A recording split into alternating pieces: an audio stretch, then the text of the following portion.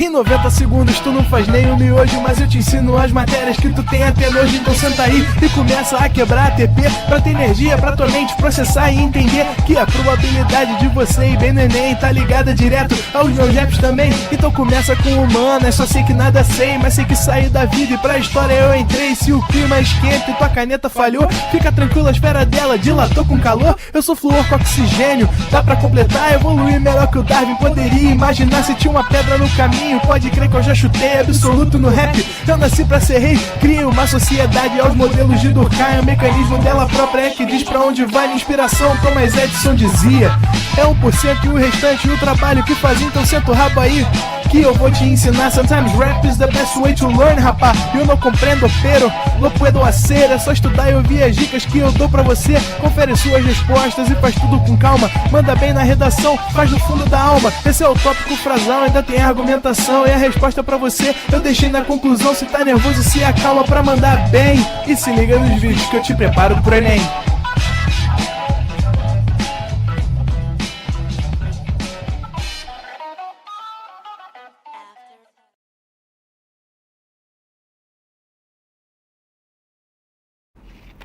Estamos ao vivo, estamos online, David? Estamos online, estamos ao vivo nesta semana de revisão da turma extensiva, não é isso mesmo? Semana super importante para a gente poder atualizar os nossos conhecimentos. Agora há pouco estivemos juntos no Café com Redação e desta vez vamos revisar um pouco do que vimos nas últimas semanas, relembrar alguns conceitos, tocar em alguns pontos importantes que vão se perdendo mesmo ao longo do caminho, é natural, vocês têm acesso a um universo de conteúdo.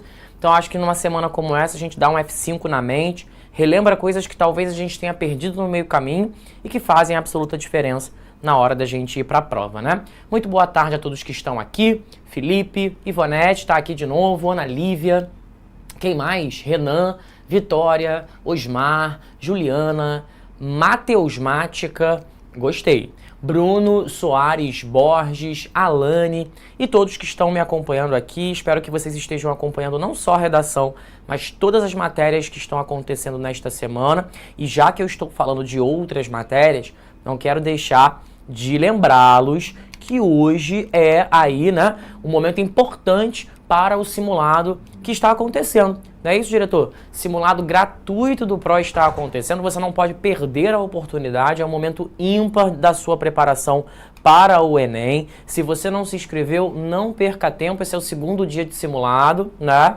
Já aconteceu na semana passada o primeiro dia, estamos agora em realização do segundo dia. Então, corre porque ainda há tempo, mas também não é muito tempo não, viu? Pelo que eu tô sabendo, parece que acaba hoje, tá? Esse período de inscrição. Cadê? Deixa eu deixar aqui para você ver. Acaba hoje esse segundo dia, ainda está liberado Ciências da Natureza, Matemática, mas acaba já já, certo? O prazo é até às 11h59 do dia 1º de outubro, ou seja, hoje mesmo. Então corre, vai fazer esse simulado, mas claro, assiste primeiras aulas. São 90 questões, cadê, ó? São 90 questões, 45 de Ciências da Natureza, Química, Física e Biologia e 45 de Matemática.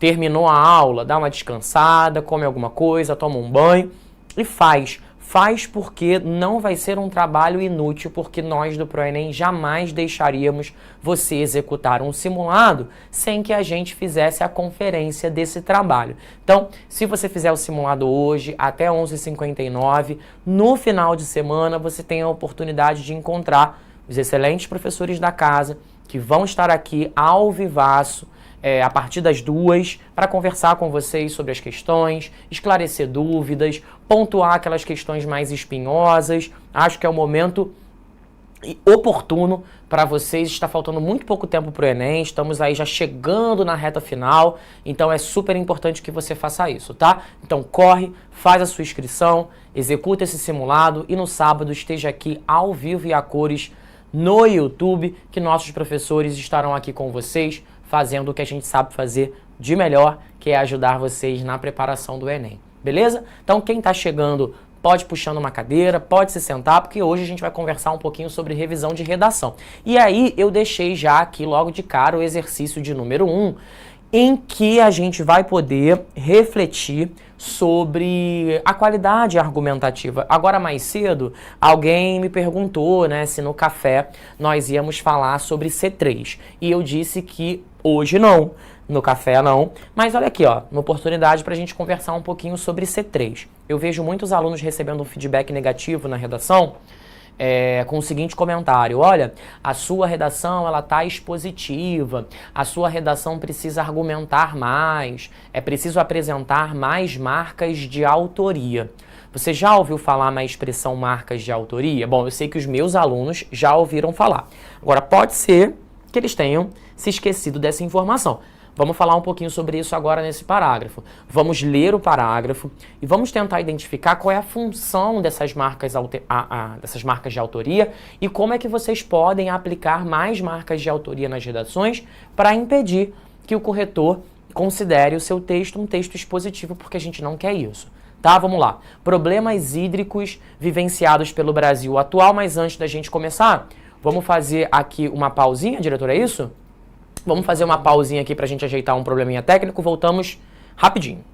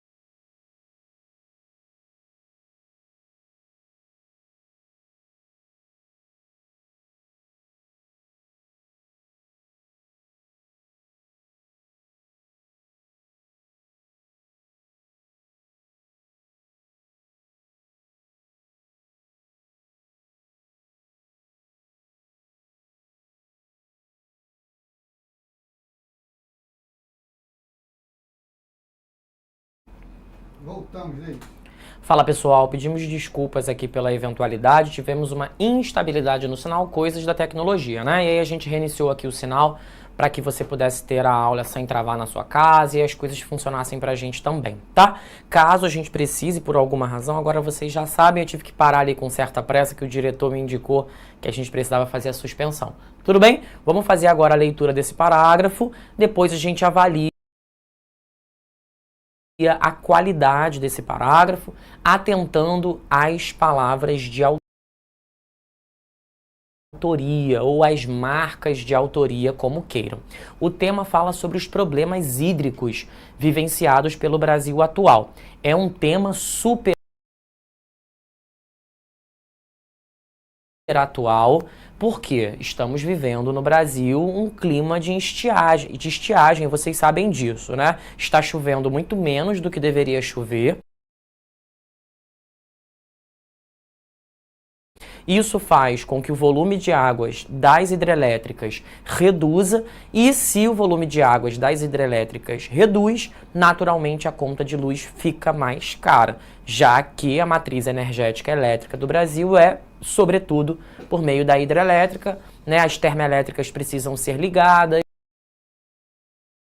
e aí vai queimar combustível, fica mais caro, certo? Então, falar sobre os problemas hídricos é falar também sobre o bolso do consumidor, que é afetado. Não só o bolso do consumidor, mas é claro que o ecossistema, a existência da vida nativa, da fauna, da flora, das populações ribeirinhas, das comunidades, todo mundo precisa que haja chuva, que haja um problema, que haja chuva, que haja distribuição de água também, né? Porque não adianta ter chuva e essa água não está sendo distribuída. Então são várias as questões que podem envolver os problemas hídricos. Diretor, tudo bem? Você precisa que eu dê uma pausa de novo? Pessoal, parece que a gente está aí com um probleminha, né? Parece que está travando o áudio e tal. Vamos fazer uma pausa de novo para a gente tentar resolver. Peço a paciência de vocês, não saiam daí, que assim que a gente resolver a gente volta.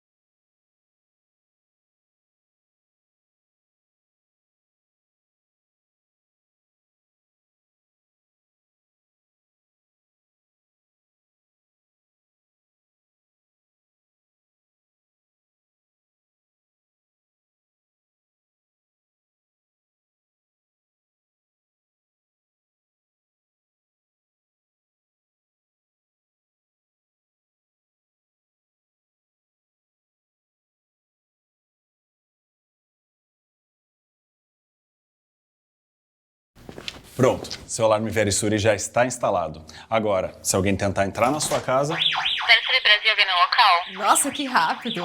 Tá, e se eu não responder, o que acontece? Aí a nossa central de monitoramento verifica as imagens e acionamos a polícia se uma invasão for confirmada. Então responde logo.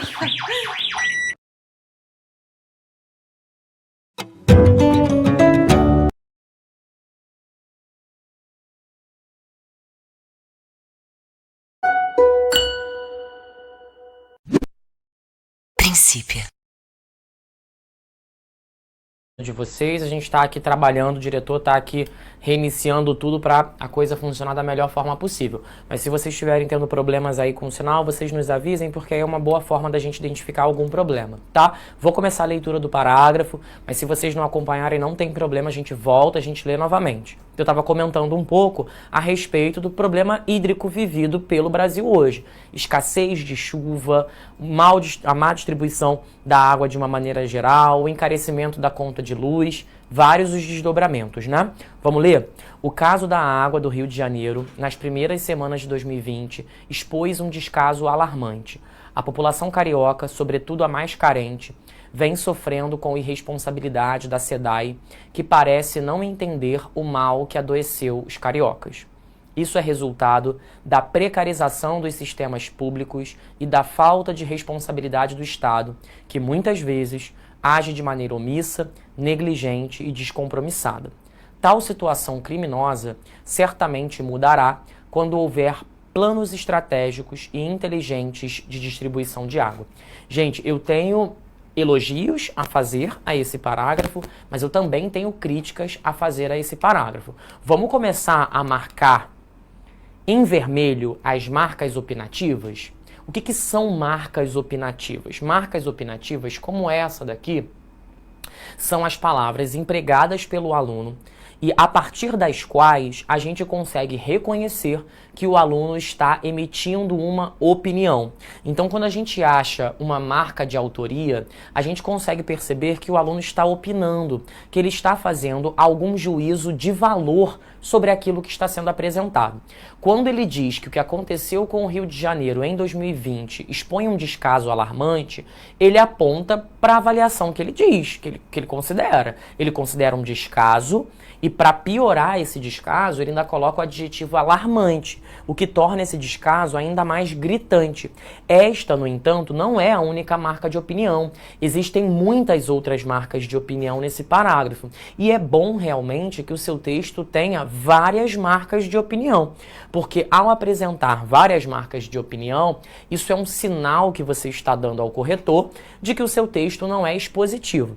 Eu não estou dizendo que ele será perfeito por causa disso. Estou dizendo que, pelo menos, expositivo ele não é. Então, veja, eu tenho a expressão descaso alarmante, eu tenho a expressão sobretudo a mais carente, eu tenho a expressão não, é a palavra, o verbo, sofrendo, irresponsabilidade, parece, mal, adoeceu, precarização, falta, omissa, negligente, descompromissada, criminosa, certamente, estratégicos e inteligentes. Então perceba a quantidade de elementos que estão presentes neste parágrafo e como esses elementos estão ali marcando uma opinião de quem está escrevendo. Quando a gente lê um parágrafo, a gente precisa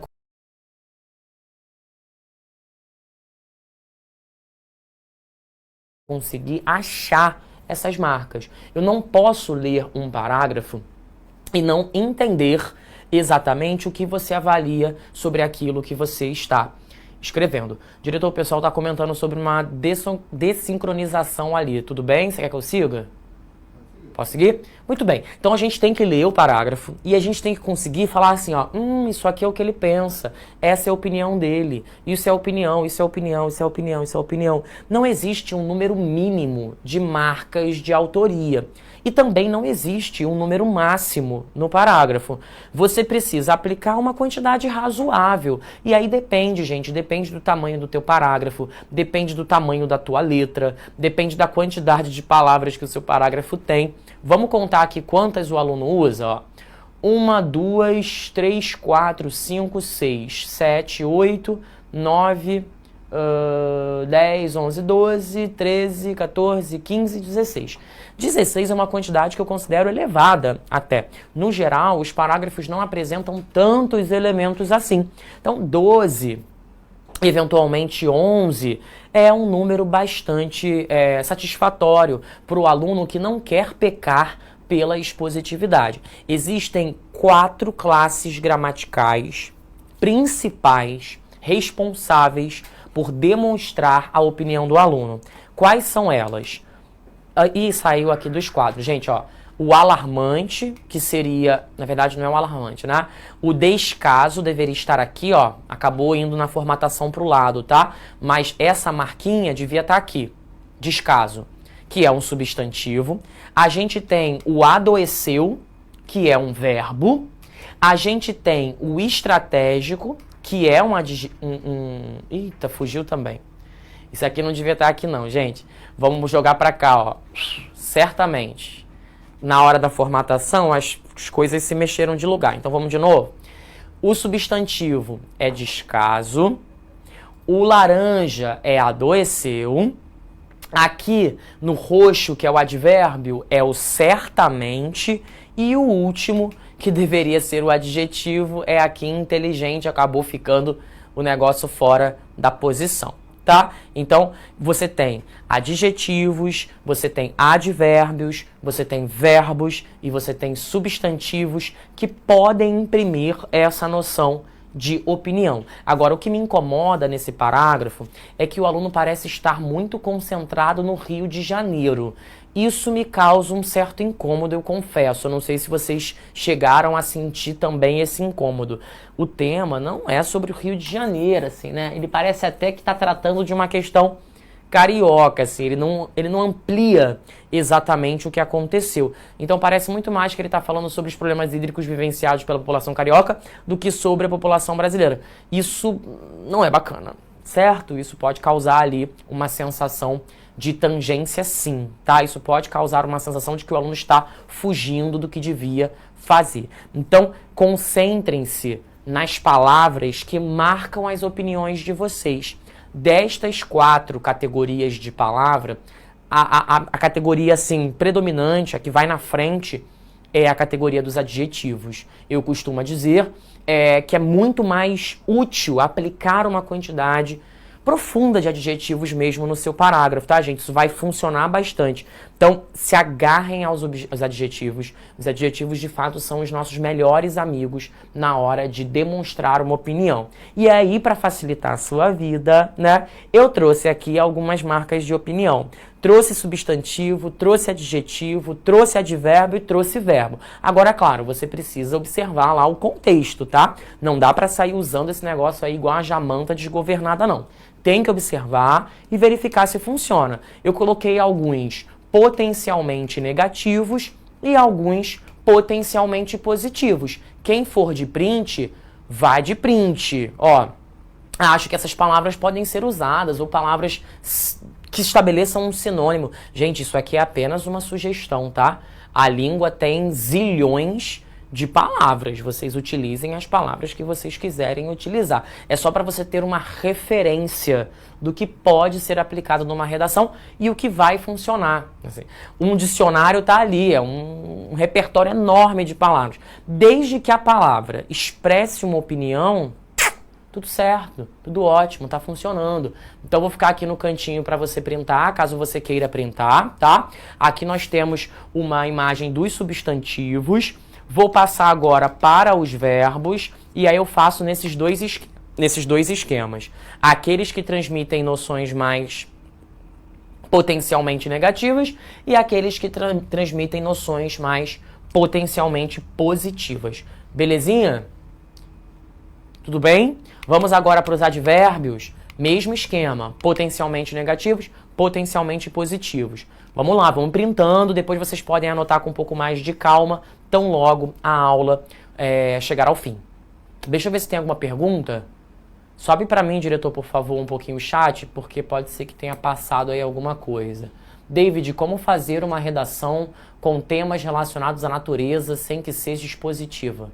Ué, mulher, por que relativa à natureza ia ser expositiva? Que relação é essa? Não tem nenhuma associação, né? O tema pode ser sobre natureza, pode ser sobre economia, pode ser sobre saúde, pode ser sobre desemprego. O conteúdo do tema não vai indicar que é mais ou menos expositivo. Não tem nenhuma relação entre uma coisa e outra, né? Não é porque o tema é sobre um assunto X que há uma propensão dele ser mais expositivo, né? Assim, não consigo ver uma relação clara entre uma coisa e outra não, tá? Aplica as marcas de autoria e vai ser feliz.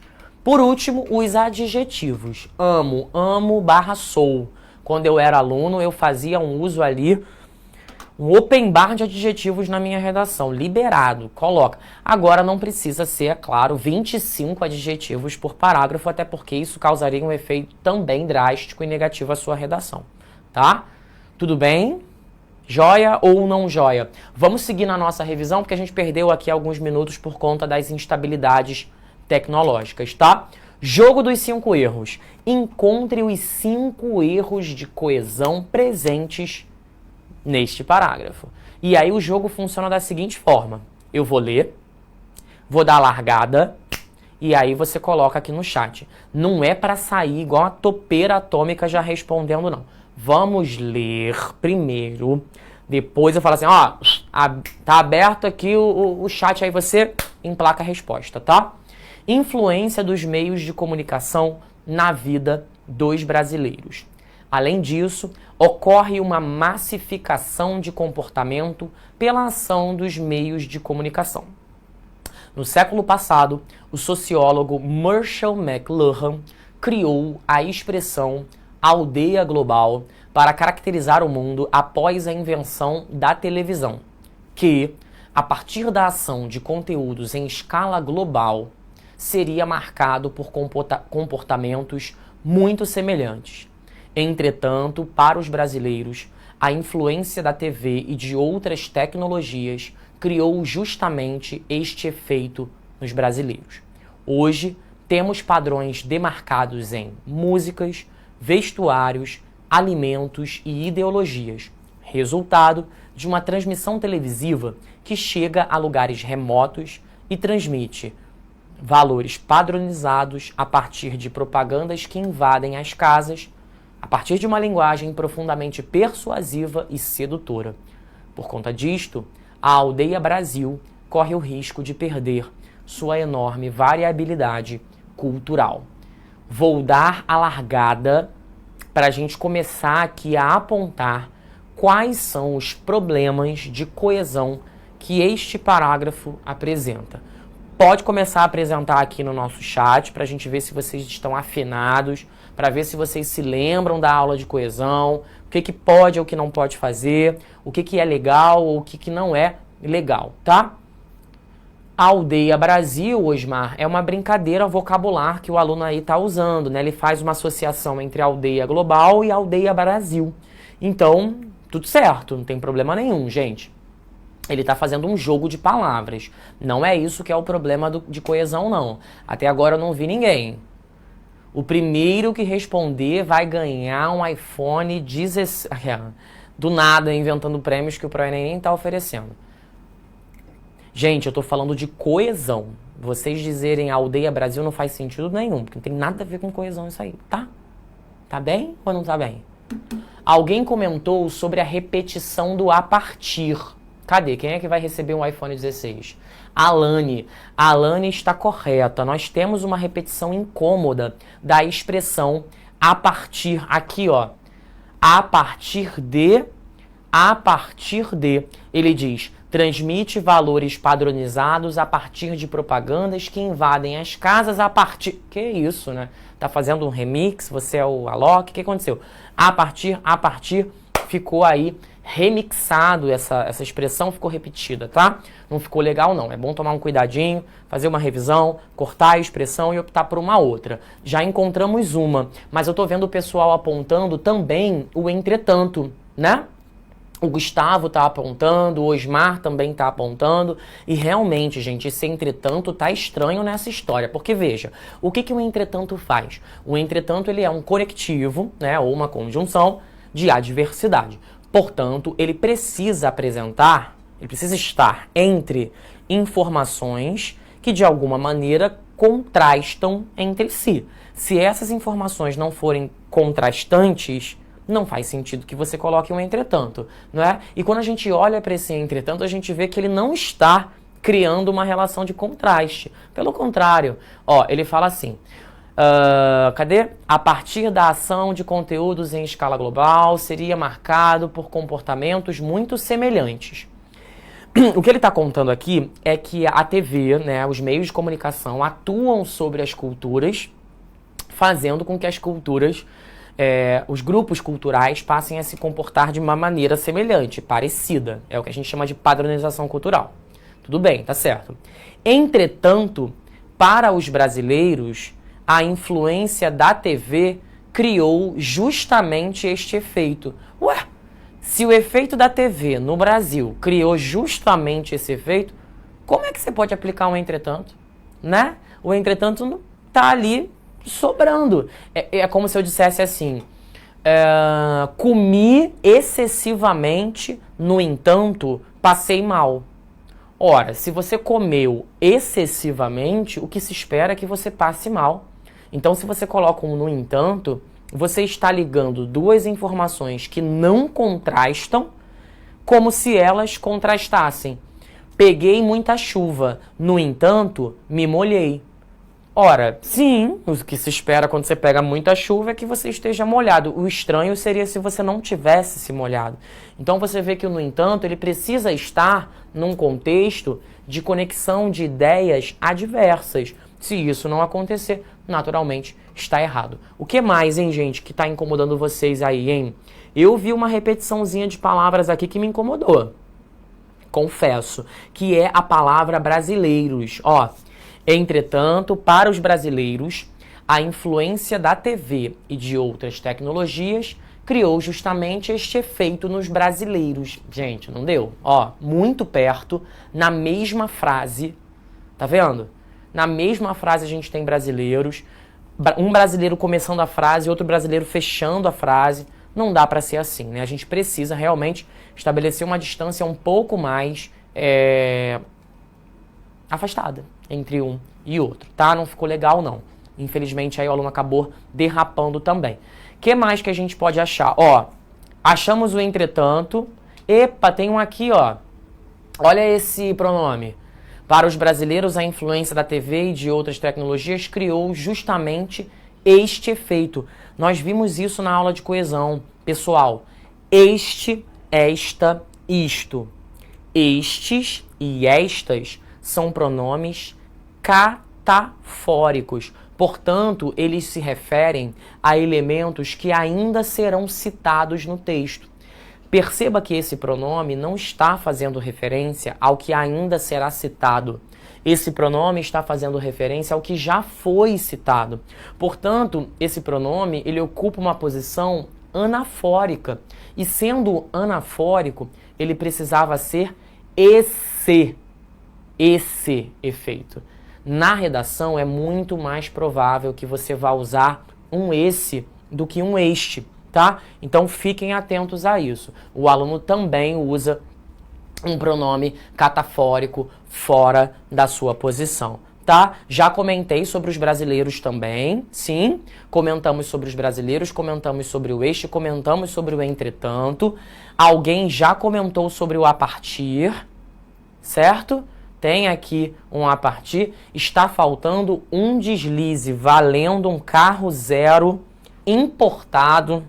Aquele, né, que inventa prêmios que ninguém nunca viu, que ninguém nunca vai dar.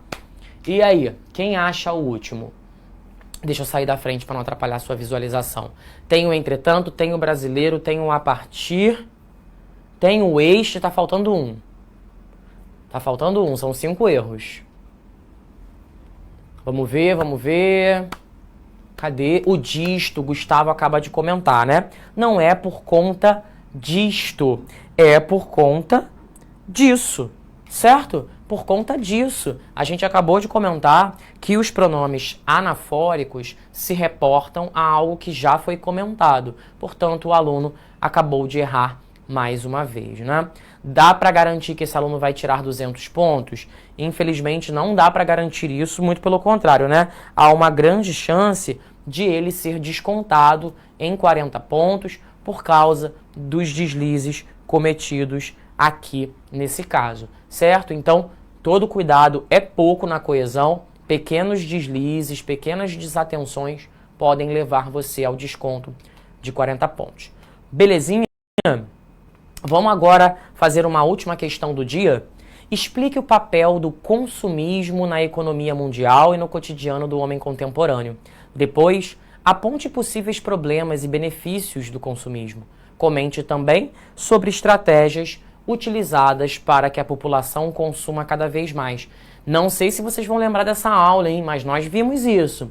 Ferramentas do consumismo, estratégias de venda, como a indústria nos convence a comprar. Tivemos um eixo temático só sobre isso. Chegou o momento da gente relembrar. Quais são as estratégias utilizadas pelo mercado para fazer a gente consumir? Quem estava nesse eixo temático tem que recuperar isso para poder levar para a redação, tá? O consumismo ele é um padrão de comportamento que, no geral, aponta para um consumo excessivo. E esse consumo excessivo tende a ser um consumo excessivo de bens supérfluos, né? De coisas que, no geral, não têm uma utilidade profunda, né? Não servem de muita coisa. O problema é que isso gera muito desperdício. O problema é que isso gera muito lixo. Isso gera muita dívida, alienação e dependência. Olha quantos temas do Enem podem estar associados ao consumismo. Até quando a gente pensa na questão ambiental, né? Quando a gente consome muito, a gente usa muita matéria-prima, a gente usa muita energia, a gente produz muito resíduo para a natureza. Então, pensem nesses problemas, porque se o Enem vem bater em alguma dessas teclas, vocês já têm esse argumento aí, tá? Agora, claro, ao mesmo tempo que esse consumismo, ele gera certos problemas sociais, dependendo do olhar que você lança, tem alguma coisa boa, não é? Tende a ter, ou pode ter alguma coisa positiva. O aquecimento econômico, certo emprego, abertura de novos negócios. Eu tenho um certo cuidado em dizer que isso é benefício, né? Porque normalmente esses benefícios vêm acompanhados de muitos problemas.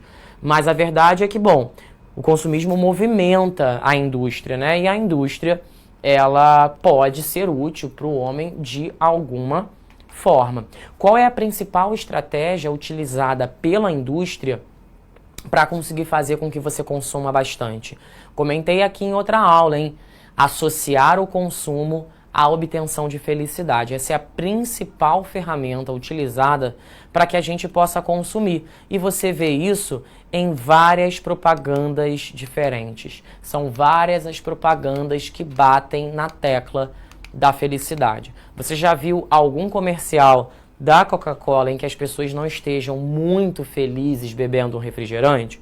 Você já viu algum comercial de margarina em que a família não esteja com um sorrisão enorme na boca, vem comendo aquela torrada numa manhã bem solar, com um labrador correndo gramado, as crianças brincando com a mangueira de água?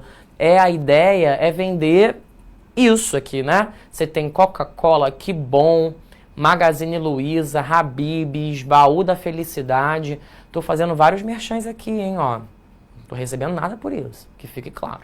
Depois, Descubra a Felicidade no Parque Aquático. Você tem Você Fica Linda Vestida de Felicidade, Abra a Felicidade.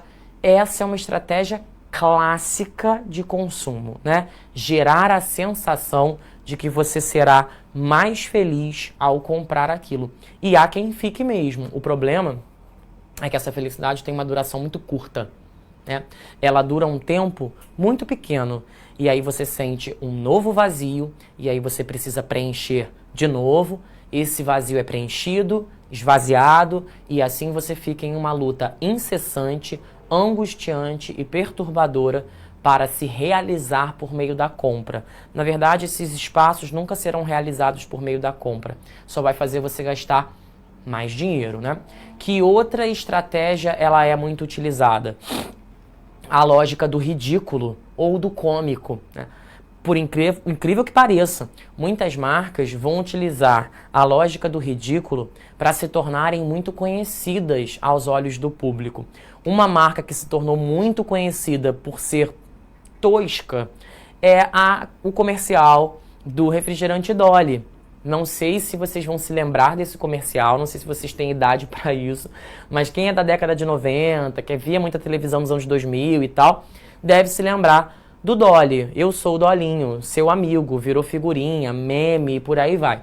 Muitos alunos que assistem a essa propaganda acham muito tosco, porque é um comercial que ficou conhecido por ser muito rudimentar, né? Ele não tem uma qualidade técnica muito profunda. Mas você vê que interessante, né? Justamente o fato de ele não ter sido feito com uma super tecnologia foi o que fez com que o Dolinho ficasse tão conhecido. Talvez, se a propaganda utilizasse vários recursos tecnológicos, a gente não se lembrasse dela depois de tanto tempo. Basta eu comentar no Dolinho e pum, alguém lembrou aqui no chat. Essa é uma maneira também de você registrar, né, a marca e eternizar a marca no imaginário da população. A intensidade da linguagem conativa, né? Vocês certamente já estudaram com o Felipe a linguagem conativa.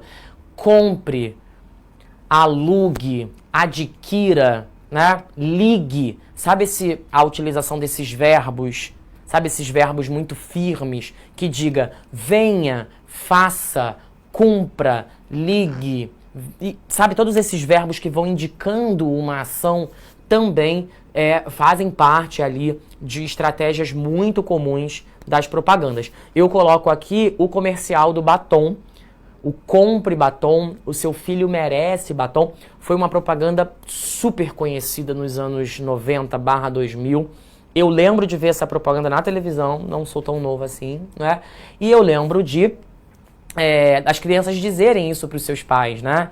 Compre batom, seu filho merece batom. Era um comercial em que as crianças ficavam segurando um cristalzinho, balançando assim na frente da cara do pai, e o pai era meio hipnotizado a comprar aquele batom, né? A linguagem conativa é a linguagem da ordem, é a linguagem que vai estimular essa compra. Por último, a propaganda como fonte de prazer, né? A ideia de que você vai obter um prazer, uma realização na compra daquele produto. Nós temos uma propaganda dos anos 90, uma propaganda que ficou estigmatizada, né? A Xuxa, bom, vocês conhecem, né? Que show da Xuxa é esse? A Xuxa, nos anos 90, protagonizou uma propaganda muito controversa, né? Essa propaganda que vocês estão vendo aqui era a propaganda da sandália Love Shoe. Era um sucesso absoluto na época. E você sabe que nos anos 90, as propagandas muitas vezes eram muito apelativas. Hoje a gente tem um cuidado muito maior em expor crianças. Aliás, ó, tema do Enem, né? Propaganda infantil já apareceu, publicidade infantil já apareceu. Essa propaganda, ela expunha algumas crianças numa situação bem vexatória, porque as crianças simulavam um prazer sexual com a obtenção da sandália. É isso mesmo que você está ouvindo. As crianças olhavam para essa sandália e simulavam prazeres orgásticos em relação a essa sandália. Claro que isso é super problemático, né, gente? Hoje, de modo algum, uma propaganda dessa iria pra frente. É uma propaganda muito perigosa, que associa a criança a prazeres do sexo, e isso é muito violento e muito perigoso, mas é uma boa forma da gente entender como a linguagem da propaganda acompanha a sociedade. E precisa acompanhar, porque hoje não seria admitido, de modo algum, um comercial como esse. O comercial está disponível no YouTube, é um canal que fala de propagandas históricas. Eu gosto muito de ver, uso muito nas minhas aulas para ensinar, para a gente pensar e para refletir. Para quem quiser ver, pode ir até o YouTube, vai encontrar com facilidade. E aí é bom para você estabelecer esse comparativo, né? Caramba, que loucura que uma coisa dessa pudesse aparecer nos anos 90, né? E que hoje, claro, naturalmente e acertadamente, isso não pode acontecer de modo algum, né? Não só a fonte de prazer sexual, mas as propagandas vendem muitas outras fontes de prazer. Tudo bem? Cadê? Já deu? É hora de dar tchau. Gente, hoje foi um pouco mais curto do que normalmente porque a gente teve ali alguns problemas de estabilidade, mas eu não vou avançar no horário de 6h15 não, até porque tem uma aula já e eu quero que vocês descansem para poder acompanhar o Diego com tranquilidade, tá? Quero agradecer a vocês pela presença no dia de hoje, espero que o encontro tenha sido positivo. Depois, se você pesquisar as propagandas lá no YouTube, a gente conversa na semana que vem. Um beijo grande no seu coração. Semana que vem tem Hora da Saída, eu e Maria Antônia, às 4h30 da tarde. E na semana seguinte, um pouquinho mais de café com redação, tá bem? Um beijo grande no seu coração, fiquem com Deus e até semana que vem. Tchau.